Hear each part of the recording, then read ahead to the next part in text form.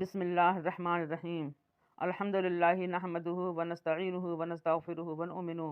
بہ ونتوکل علیہ ونعوذ باللہ من شرور انفسنا ومن سیئات اعمالنا من یهده اللہ فلا مضل لہ ومن یضللہ فلا ہادی لہ واشہد ان لا الہ الا اللہ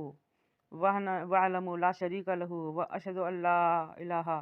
سیدنا ونبینا ومولانا محمد عبدہ ورسولہ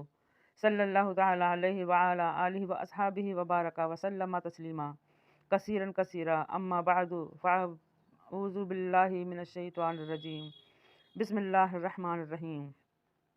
ان تجتنبوا کبائر ما تنہون عنہ ننکر عنکم سیئاتکم وندخلکم مدخلا کریما صدق اللہ العظیم۔ حق تعالیٰ کا ارشاد ہے، جن کاموں سے تم کو منع کیا جا رہا ہے، اگر تم ان معاملات میں سے جو بڑے بڑے گناہ ہیں ان سے بچتے رہو گی تو ہم اپنے قاعدے سے تمہارے چھوٹے چھوٹے قصور اور گناہ صغیرہ معاف کر دیں گے اور تم کو ایک باعزت مقام یعنی جنت میں داخل کر دیں گے۔ میرے قابل احترام بزرگ سرکار دو عالم جناب رسول اللہ صلی اللہ علیہ وسلم ایک مرتبہ کسی انصاری صحابی کے جنازے میں شرکت فرماتے ہوئے جنت البقیع تشریف لے گئے۔ جب وہاں پہنچے تو معلوم ہوا کہ قبر کی تیاری میں ابھی کچھ دیر ہے، لہٰذا نبی کریم صلی اللہ علیہ وسلم ایک جگہ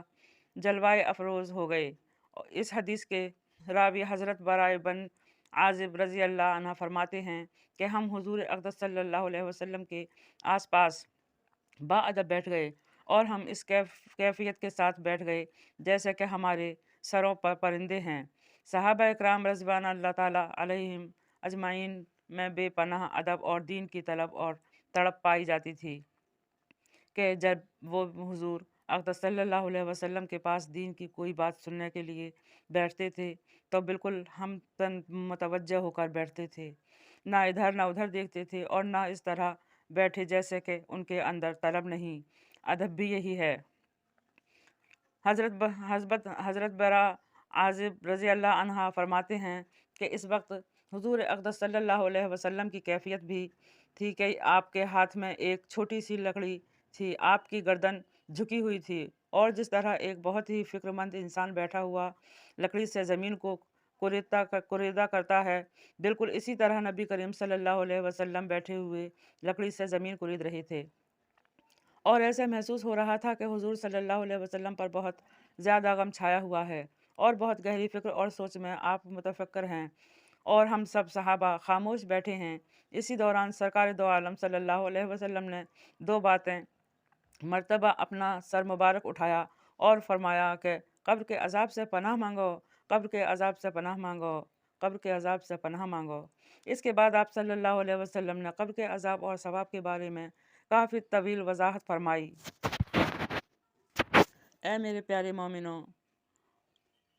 بس جتنا آپ سے گناہ سے بچ سکیں اتنا ہی گناہ سے بچیں اور قبر کے عذاب سے پناہ مانگیں۔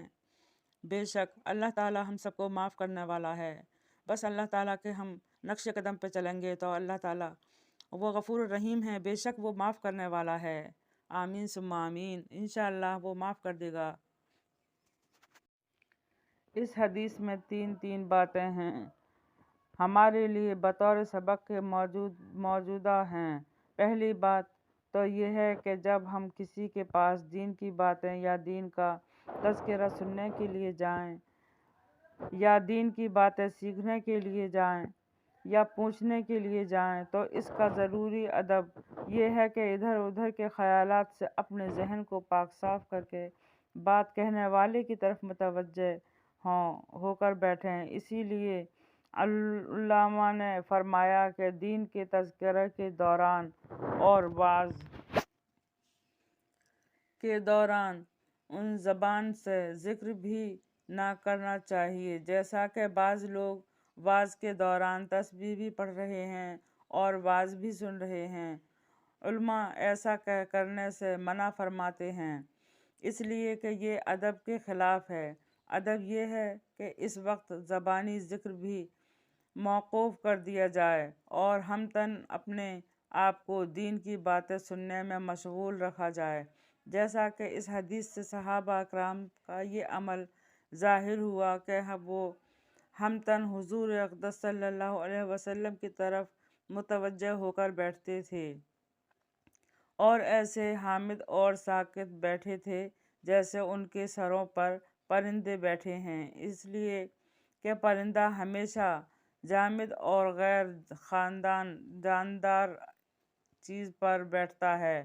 گویا کہ وہ بالکل بے جان ہو کر اس طرح بیٹھے ہیں کہ دل بھی حاضر اور دماغ بھی حاضر۔